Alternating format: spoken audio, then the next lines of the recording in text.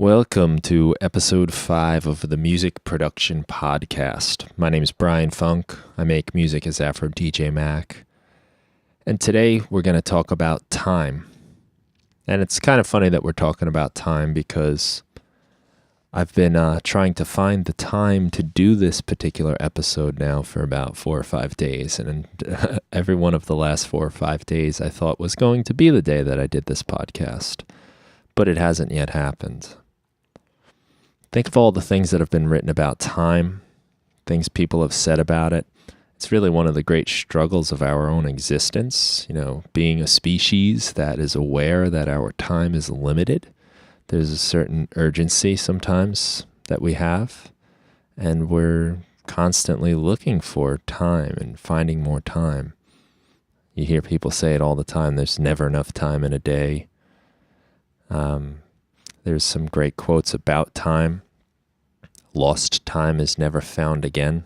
Benjamin Franklin apparently said that, according to this website I'm looking at. And it goes to say that, time is a really precious resource. We have a finite amount of it. It will run out. Even if we're looking in terms of days, our time eventually runs out.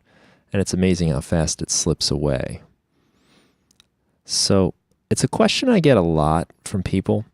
How do you find the time to do music? Maybe you have a job you have to work, a family, you've got other hobbies or interests or bills you have to pay. There's so much that goes on in our lives from day to day. How do you find the time to make music? It can be pretty tough. And even if you're a professional musician where you're working, making your money, and you're living doing music, how do you find time? A lot of your time might be spent doing things you are doing for hire or fulfilling needs and obligations that you have. Where do you find the time to do music for yourself? It's a tough question. So we're going to try to talk about it a little bit. And I want to kind of start by just saying thanks to Ryan Roth for throwing this question out to me the other day, asking, how do you find time? He's got a finance job. He's working all the time. How do you find time to make music? How do you do that? When you get home, you're tired. What do you do? And I would like to just kind of start by saying something that when I first heard it was sort of shocking to me and kind of made me feel embarrassed of myself a little bit. When you think of all the great people in human history, your Da Vinci's, your Michelangelo's, anybody, even modern day, you take the Beatles, the musicians, Steve Jobs, great businessmen, whoever you want. All of these people that did all these amazing things with their life had the same amount of time as you, the same 24 hours each day to work with. Yet somehow, some of them managed to do great things. They had no advantage. They didn't have some kind of magic machine that gave them a few extra hours every day. They worked with the same things we have. So how do we do it? How do we make the most of it? I think one thing that can be really powerful to do is to give yourself an honest assessment of how you're actually spending your time.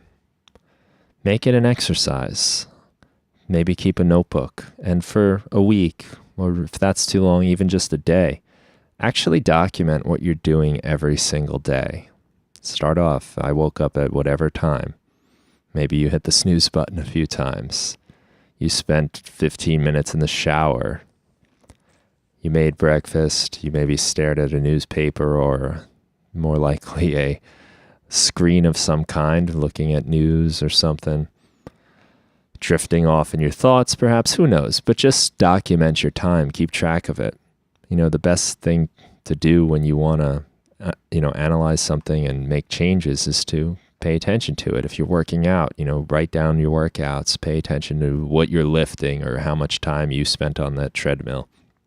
Keep track of it. What you measure, you will be able to act upon. I think doing that exercise is pretty sobering, maybe, when you look at your time and see what you've done with it. I have a feeling a lot of it is spent doing things that maybe if you thought about your day you wouldn't be so glad you spent that much time doing. So I think that's a great place to start. Just budgeting your time, paying attention, jotting it down, looking at it, becoming more aware, more conscious of how you're spending your time. And maybe if you can shave off 5 minutes here, say 5 minutes in the shower, maybe 5 minutes in the morning getting ready, soon enough, you might find yourself with another half an hour a day, and that could be time for music or whatever you want it to be time for. So how can we get going and make the most of this? One thing I'll bring up, just a little tool if you want an actual thing you can get or download. There's something called Rescue Time, which you can look it up online, Rescue Time. It just sort of keeps track of your computer activities. And if you're a music producer these days, you're probably using a computer. And Rescue Time will allow you to just pay attention to what you're doing with your time, what apps you're using, what websites you're on. And every week it gives you a little report. And it files things as being like productive or not very productive. And you can have a look. And you can actually change things. There were a few things I had to change myself when I used it because I was actually using it for what were productive purposes.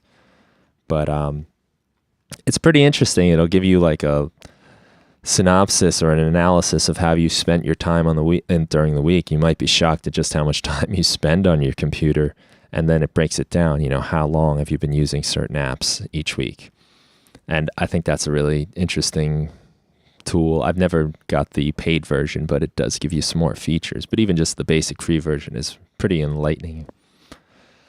So I want to talk about a bunch of different things we can do, some of which I'm really bringing up because I need to remind myself to behave this way more. So that's one of the benefits of this podcast is I can kind of keep track of the things that I should be doing too.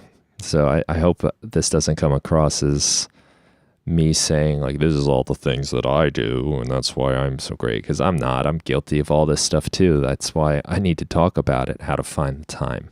I wish I had more. Like I said, it took me many days to just sit down and do this particular episode on time. And I think that's probably some ironic thing going on here. Someone's laughing at me for this, but here we go. So there's a website called hackthesystem.com, and maybe just that kind of title could sound like kind of a, snake oil kind of salesman thing. But there's some pretty good stuff on here that I really like, and there's this one particular post called Your Turn to Hold Me Accountable, and I'll put a link to this on the webpage for the show notes. And the basic idea is setting up this a system of like micro goals, just little tiny goals that are really easy to accomplish. So a lot of times when I think about like making music or doing a podcast or making a video, whatever it is I got to do, it sounds like a large, huge chunk of time. Oh man, I'll never be able to do that. I don't have 2 hours right now or whatever. I don't have an hour. Micro goals will sort of trick you into getting going. So for instance, in this article, the author, Manish Sethi, writes about getting to the gym more. So he wants to work out, get in shape. So he sets his micro goal as simply checking in at the gym every day. All he has to do is go in and swipe his card or whatever it is you do at the gym to meet his goal. So that's it. No working out, not even lifting a weight, just going there, checking in, right? So as the article goes on, basically what happens is it's kind of maybe embarrassing to go to the gym, just swipe your card and turn around and leave. So you actually work out. You just say, oh, well, I'm here. You know what? I'll spend a few minutes working out. And a lot of times a few minutes turns into something bigger. So we can take this idea of micro goals and apply it to music making. So maybe if you've got some sort of goal you want to attain, let's say you want to play music a few times a week or every day or whatever it is, maybe make your goal not I need to make a track or I need to spend 2 hours or anything like that. How about I'm just going to make music for 5 minutes today. I'm going to sit down for 5 minutes and see what I can do. Now, odds are you're going to think about that 5 minutes. All right, that's just 5 minutes. You can do anything for 5 minutes. No problem. Let's sit down and do it. The trick comes in is that you're probably not just going to spend 5 minutes. You might get sucked into the activity. You suddenly maybe do something, you lay down a beat or whatever it is, and you start getting into it. And you know how music is. Suddenly a few minutes turns into a few hours, and time just slips away in a good way, I guess. So you can kind of trick yourself with this idea of micro goals. Can be a fun thing to do. Make up your own micro goals. Maybe share those in the comments. Give me some ideas so I can do a little better with that, with some micro goals about making music. Just get going just for a few minutes. I know a lot of writers do that. They say like, all right, I'm just going to write 100 words today. And once you get to 100 words, you tend to keep going because you've already broken through the kind of pain of getting started, and now you've got a little bit of inertia on your side and you can keep going. You've got the flow happening. I think another nice thing to do for yourself is give yourself consequences. Give yourself punishments, actually. Now, you can think of rewards, but sometimes I think consequences can be a little more effective because we can take something away from ourselves. So perhaps if you don't make music, say 5 days a week, you don't allow yourself to go out to eat that week. Or you don't allow yourself something. Maybe you have to give away money or something. Give somebody money. Make a bet with somebody. $50. If I don't do this, I have to give you $50. The pain of loss is difficult, where I think maybe the satisfaction of gaining something, I don't think is always as motivating because it's something additional that you didn't have. You're already used to not having this reward, right? So getting it, you already know you can live without it, but we're comfortable with where we are. So losing something can be difficult. So if you don't do your music, maybe there's some consequence that you place upon yourself. Can be a way to motivate yourself by not losing things, because now we have to maybe decrease our comfort level or our standard of living. However you want to do it, it's up to you, but think about that a little bit. Consequences. Maybe it might even just be a social consequence. To refer back to the January thing again, if I didn't post something, I felt like, oh man, someone's going to notice that I didn't do that. And there's like kind of a social shaming to that. So maybe that's something that can motivate you a little bit. I think something else that really helps me a lot, and I do wish I did this more, is making a plan. And that could be and I love to write in a journal. So sometimes like when I need things to get done, I'll write them down. I'll make a list, a to-do list. And there's like a great satisfaction of just crossing things off that list. But having a plan. So maybe the night before, write down what you want to do. What is the most important thing you want to do for the next day? Write those things down. And then when you get up, when you get going the next day, you don't lose time thinking about what you're going to do. Instead, you refer to your list and you get going. I think we have a temptation sometimes to complete the easiest tasks first, but I think it's important to prioritize what is the most important thing. Assume you're only going to get one thing done that day. Now, it'd be a shame if you only got some simple kind of unimportant task done and then something else comes up and distracts you and you're unable to do any of those other things on your list. Think about if you get 1 or 2 things done a day, what would the most important ones be? If you looked back on your day and you only got one done, what would you be the most satisfied with? And do that first. Because as we know, life is full of surprises. John Lennon said something along the lines of life is what happens when we're busy making other plans in the song Beautiful Boy. And there's another one like we make plans and God laughs or something like that. Someone else said that. I don't know who said that. But this idea of plans, they often don't come true. They fall through. Things come up, surprises, emergencies, or better opportunities even come up. So if you can get your most important things done first, when those situations arise, it's not such a bad thing. So make a plan. Set it up. What do you need to get done? What do you want to have done this week, this day? And prioritize it. Get it done first, so that the other things that come up aren't even as disappointing too. Sometimes when these things get in our way, it's frustrating, and that can be kind of damaging to our, our motivation and our desire to move on. And there's nothing worse than that, feeling frustrated. Well, there's probably things worse, but it's not good for the creative energy. So make a plan and prioritize it. Put it in order. If you only got one thing done, what would it be? What would be the most important thing? That's what you got to do first.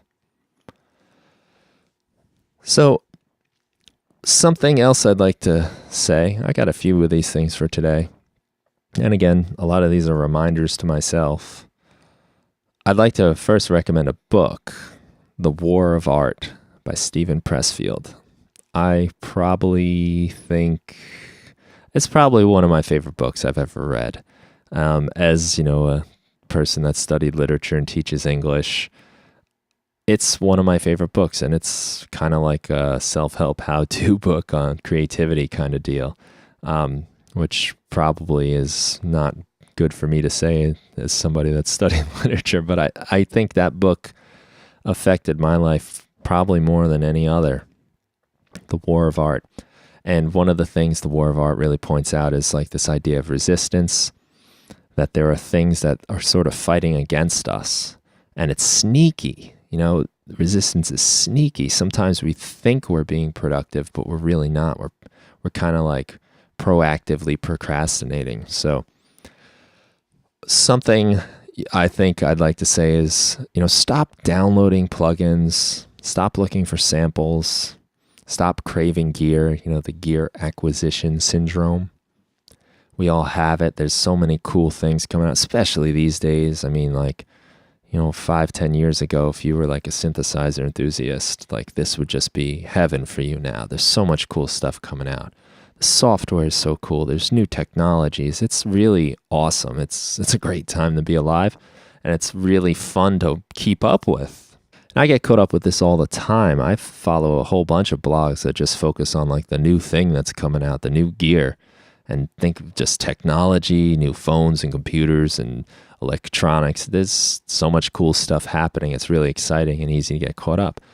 But I think we all already have everything we need to make music. If you've got a laptop, man, if you've even got an iPad, you've got everything you need to make really great music. It's not something new that's going to change things for you.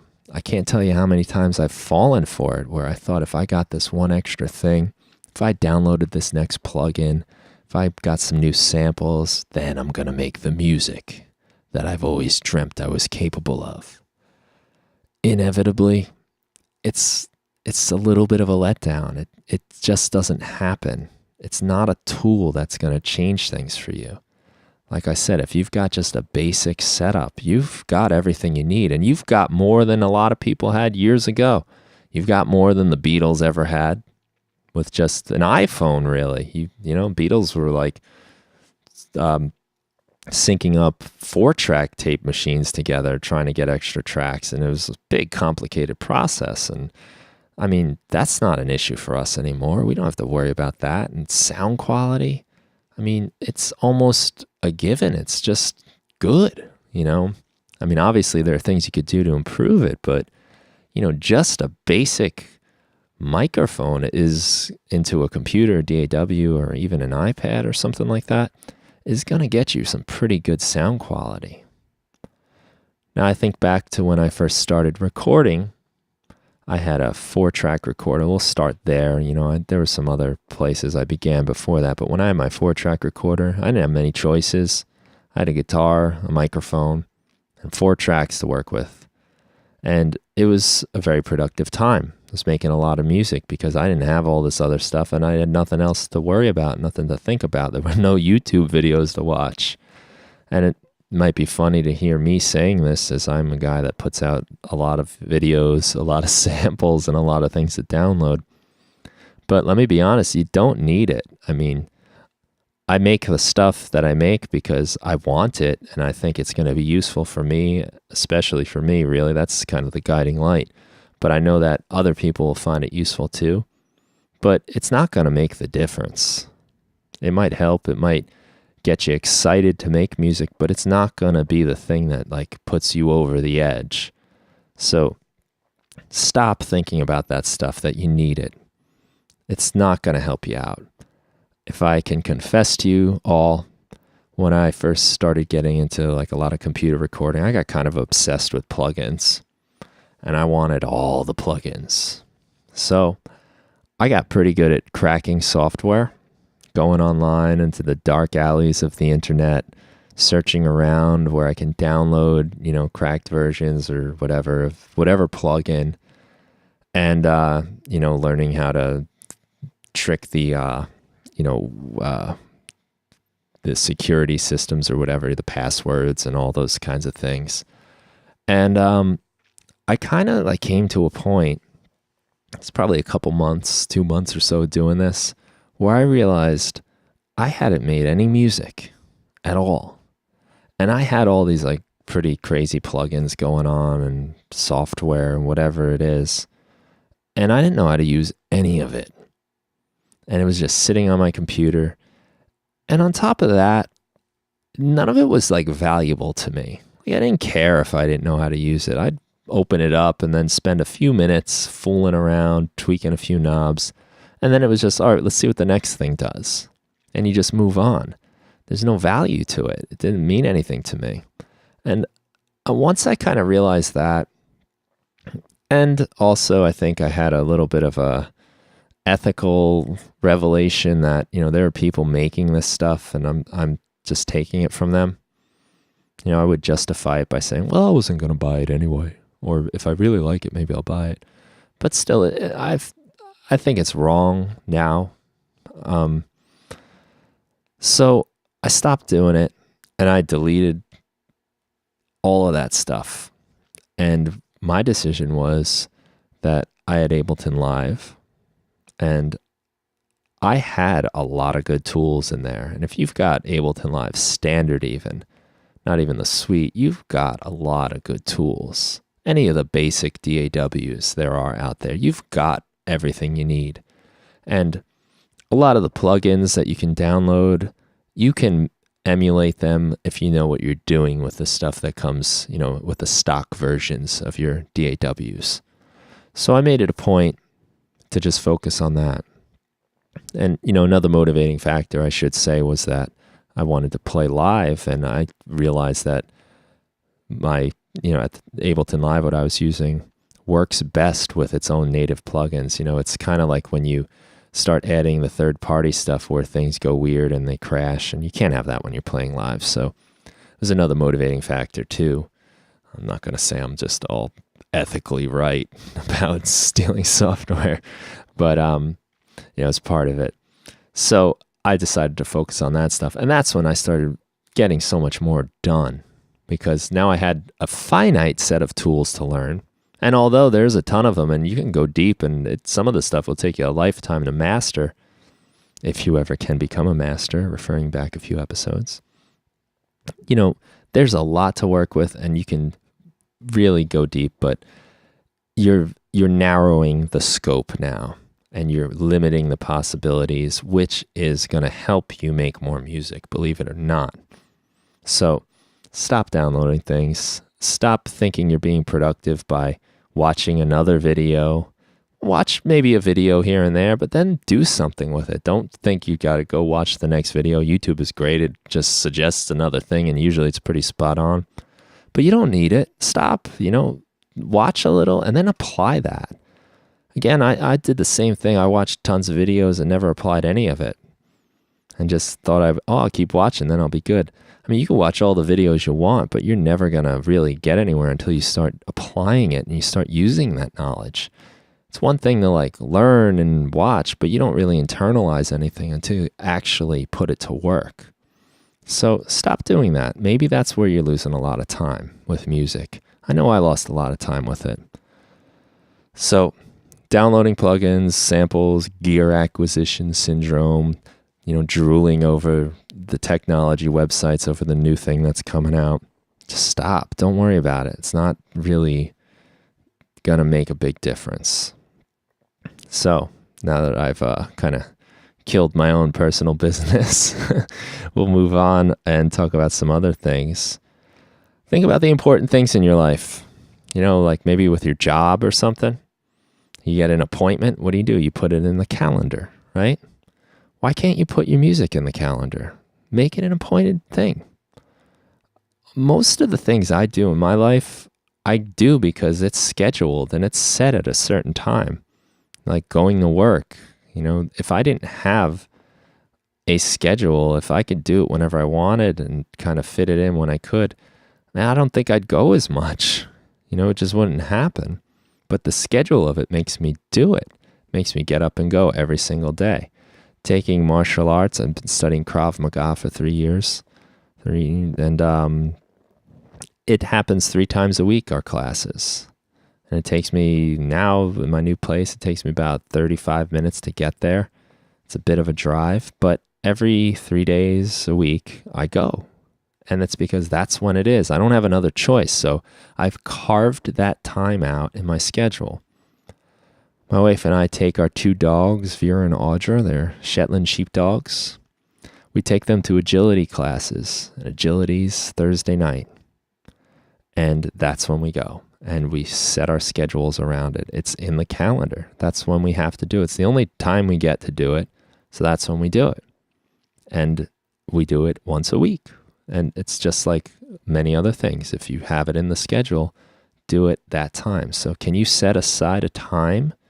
Maybe even if it's just once, twice a week, give yourself a brick of time, 2 hours, say, on a certain day of the week to do your music. And treat that like an appointment that you have to keep.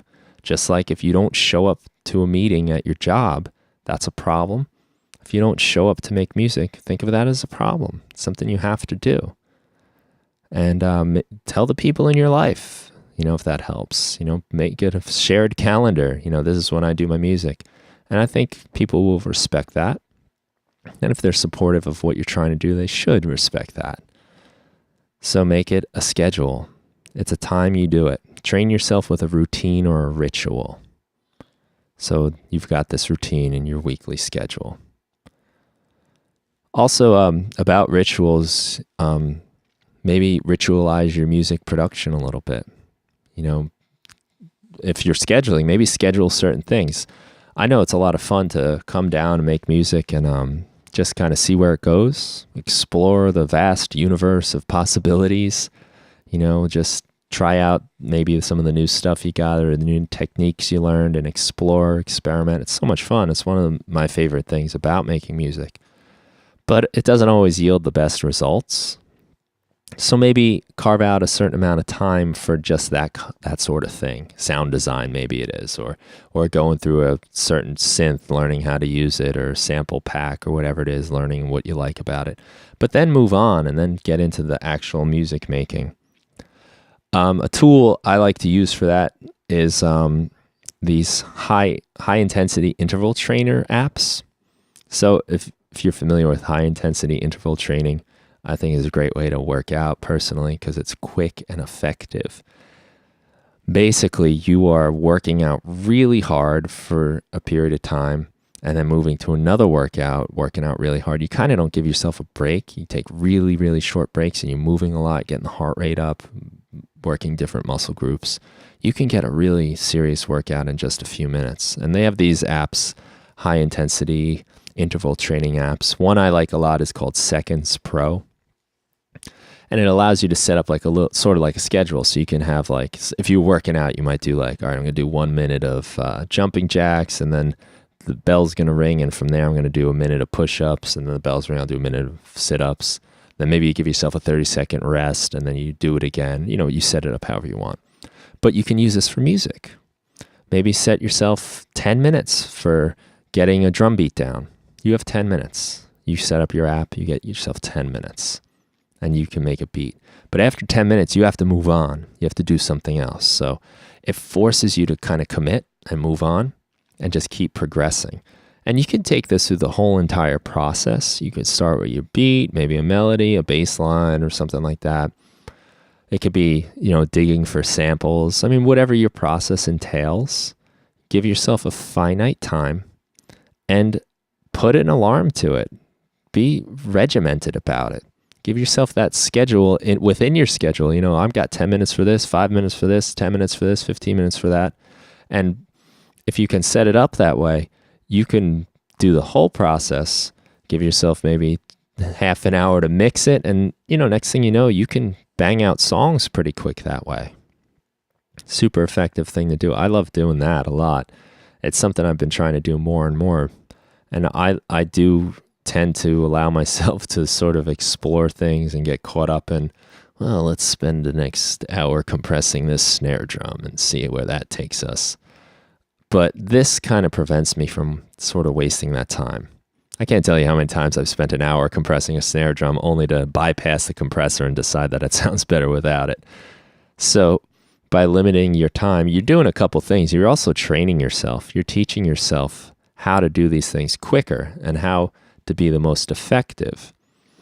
Deadlines are so important. And now we're talking like within maybe one session of making music, giving yourself these little deadlines. But we can also give ourselves deadlines for the bigger projects. So maybe you have to finish this track within a week or day. If you want to see some extreme deadlines, check out Fact Magazine's Against the Clock. It's a series they do on YouTube where they give producers 10 minutes to make a track. And you're not going to see any producer sit there for 8 minutes finding the right kick drum. You can't do that. They just pick something and go. And you don't always know where you're going, but you kind of trust the process. You trust that, all right, I'm going to decide that this beat's fine enough, and now we're going to figure out something else to do with it. Maybe it's add a chord progression. Great, that's a good chord progression. We got to move on. And you're trying to make a track in 10 minutes. That's intense. I've kind of experimented with that on my own. And it's hard, but it's also surprisingly effective because you cut out all of the unnecessary garbage. It's the old, you have a paper due the next day at school and you waited till the last minute and somehow you managed to bang it out and do a decent job. It's because you cut out all the nonsense. You were forced to focus on only the steps that would be the most productive and the most effective to getting the job done. So if you can kind of set up little self-imposed limitations or timers or deadlines, that'll help you tap into that mindset where you have to only do the most important things, you're going to be more productive and your time will be better spent. And whereas maybe you're thinking there's not enough time to do things, suddenly that small chunk of time you have is much more effective, much more productive. So I've got another thing written down here that you gotta maybe get others to hold you accountable. Let other people know what you're doing. I think that's a great way to do it also. Maybe tell a friend, I'm going to put out an EP at the end of this month. And keep reminding them, put it on Facebook, like announce the date. I'm releasing this on March 31st. I think that's 31 days in March. And hype it up if you have to. And you'll create this pressure because social pressure is pretty valuable. It's a big motivator. It gets us going. Again, and if I can go to my martial arts class, we do our workouts and our warm-ups, and to kind of tie back to something else we said, it's a ritual. So it gets us in the headspace. So creating a ritual around doing your music is a great idea. Something you do before you start making music to get you in the zone. It could be meditating, yoga. It could be, I like things that kind of get your body moving, get the blood flowing, get the energy level up. Run around the block. I don't know. Set up your space, light a candle. Do it something that sets up a ritual. But in our martial arts class, we do our warm-ups, and it's, I don't know, 15, 20 minutes of just exercise. That's the idea, is to really tire us out so that we can train and start teaching our bodies without the mind getting in the way, or vice versa, perhaps. But there's a funny pressure when you're in a room with a bunch of guys exercising and you're tired and you look around and everyone's still going. And you don't want to be the guy to stop.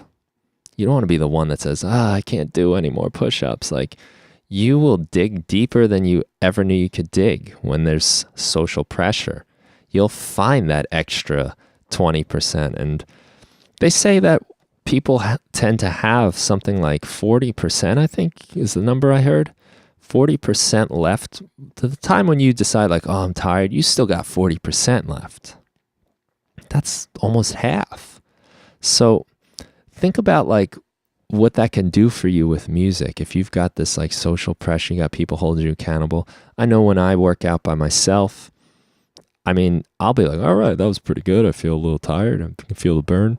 And I'll stop feeling good about it. But when I work out with other people and they're pushing me, I'm going to limits I thought, passing limits that I didn't know I could pass. And a lot of it's just because I don't want to be the guy to quit first. One of my buddies and I, Thomas, we go running a lot, and I run much further when I run with him than I do when I'm alone, because I can talk myself out of it. But when it's the two of us, you don't want to be the guy to do that. And it's not even like we're crazy competitive about it. We're totally understanding if someone needs to stop, but you don't want to be the guy to do it. You want to keep going. You want to see how far you can take it. And having that other person or those other people like kind of aware of what you're doing is so effective. It's even better if you can get people that are in it too. So they're doing stuff also. So you can watch their progress, see what they're doing, see how they're working, and use that as motivation too. You definitely are going to get in this position, like if someone else is making tracks, making music, you're going to find a way to do it more than likely because you don't want to not keep up, and you could talk to the person. How'd you make that? You did that in one day. What did you do? There's probably a valuable lesson in there that they can tell you. They can show you what they've got. You've got this like kind of partner in crime now. So effective, so helpful to have that. And it will allow you to maximize your time. It's a great bonding experience too. So how do you find the time? I think it's more about realizing that you have the time. And again, this is as much to me as it is to you. But we have the time. It's there. Maybe it's not watching as much TV or not being on Facebook as long or putting your phone down. And put your phone away when you make music, unless you're using that app for high intensity interval training. But put that away. Like when the phone beeps and buzzes, even if you're not answering it, something in your head says, my phone just beeped and buzzed. I wonder what it was about. And that could be enough to take you out of the moment. And even if it only takes you out of the moment for 30 seconds, there goes 30 seconds of your music making. And if you have enough of those things happening, that time adds up and you'll find yourself running out of time faster. Don't think about like, I'll just go on Facebook quick, or I'll just check an email. I'll check my email. No one checks just one email. You don't just look at one email. Like there's no such thing as that. You probably got a lot, and a lot of them are probably garbage, and all of them can probably wait. They're probably not that urgent. Email is not an urgent system. You have time. And if anyone out there has gotten an email from me that apologized for the delay, which I do a lot, and I hate it, but email can wait. It can wait. Urgent things will come in a different manner. Maybe it's a phone call or whatever. Someone will find you face to face. But understand that like there are things that can wait. You can put things on hold for a little while. Remember, especially if you're a little bit older, where you can remember times without cell phones, and when you would call someone's house and the phone would ring and ring and no one would answer, and you would say, oh, they're not available. Like, we can kind of tap into that a little bit still, I think. We don't always need to be completely available. And having just the phone going in the background when you're trying to make music is a distraction. Everything's a distraction. Our attention spans are fragile. Something comes up and it distracts us enough, we can lose that entire flow. We can forget what we were doing. That brilliant idea we had can fade into nothing, just like that.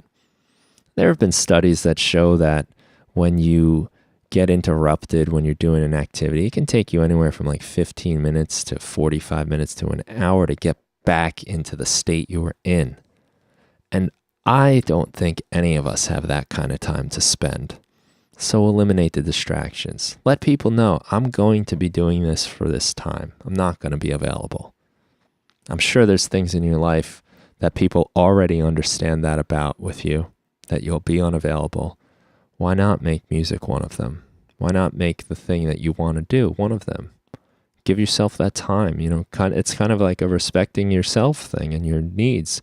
Because if you're like me, having the time to do those things in my life that, I could get away with not doing. I could get away with not making music. I could get away with not training or not taking my dog to agility. But these are the things that help me become kind of a balanced person. These are the things that I can release on. I can forget about my daily problems while I do these things. And these are the things that prevent me from freaking out when someone cuts me off on the roadway and losing my temper because I didn't have a minute to myself. Those things are important. Don't forget that. You need those things. When you don't have those things, then you lose perspective. One of the great things about doing music, and a lot of, probably all the activities I do really in my life, is that you can forget about now for a little bit. You can forget about the problems that are going on in your life.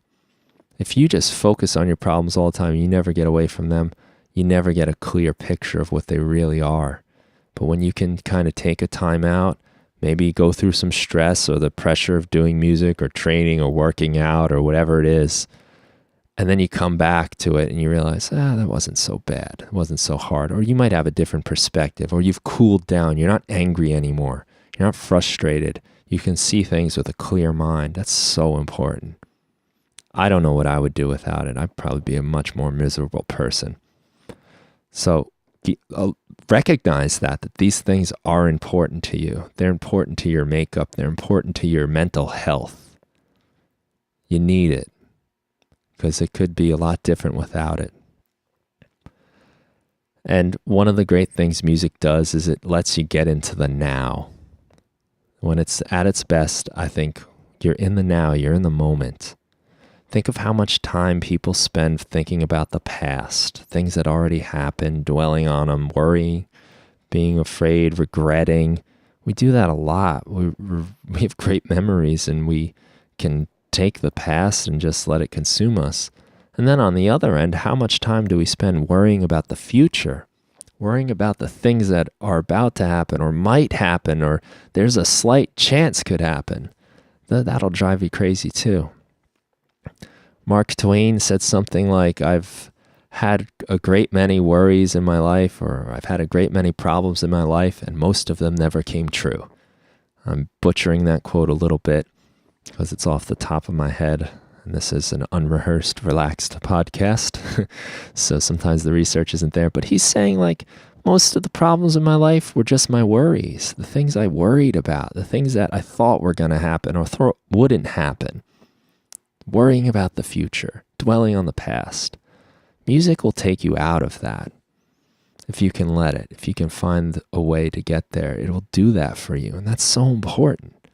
So think about that when you need to find the time, how to get time on your side. Make the time. Find it. It's there. It might mean you're not going to watch Netflix for 3 hours tonight. You only watch it for 2. Might mean that you're not going to get back to the Facebook posts that are going on. Or you might miss a day of Instagram. or whatever. Make the time for it. Find people to do it with. Find people to hold you accountable for. Give yourself consequences. Set up micro goals, little tiny things where you can say, hey, I spent 10 minutes making music today. I'm good. I accomplished my goal. Odds are you'll probably get sucked into an hour. Stop downloading stuff. Stop watching videos. A little bit's fine. It can give you a lot of inspiration. Definitely, believe me. But don't get caught up in it. That's not the only thing there is. That's a distraction. That's what I like to think of as like productive procrastination, where you think you're being productive, but really you're just avoiding doing the work. It's a very war of art kind of thinking, Stephen Pressfield. Thank you. But realize that all the people that have done great things in this world did it within the same 24-hour day that you have. And they have the same basic DNA as you. They didn't have superpowers. They weren't struck by lightning. They were people just like you, people with the same amount of time you have. You can do it too. But prioritize, make schedules, make lists, make a plan. Try to find the time. It's out there. It can be hard to find. If it is, schedule it. Make it a meeting like it was at work. And let people know that are important to you, that this is important to who you are. And it's important that you have that time and you give it to yourself so that you can be the person you want to be. So, there it is. Maybe I should stop talking now and let you have some time to make music. Thanks so much for listening. Again, this is Brian Funk, also known as AfroDJMac. Please, if you've enjoyed this, subscribe to the podcast. And I've gotten 3 reviews, 3 5-star reviews on the podcast. I was basically dancing around my kitchen when I saw those. So thank you so much for giving those. It really does mean a lot. As I said in the earlier episodes, I was pretty nervous about doing this. So that kind of reinforcement's really nice. And it really does mean a lot. I'm really enjoying doing the podcast. So thanks so much. Have a great day and make some music. Make some time and make some music.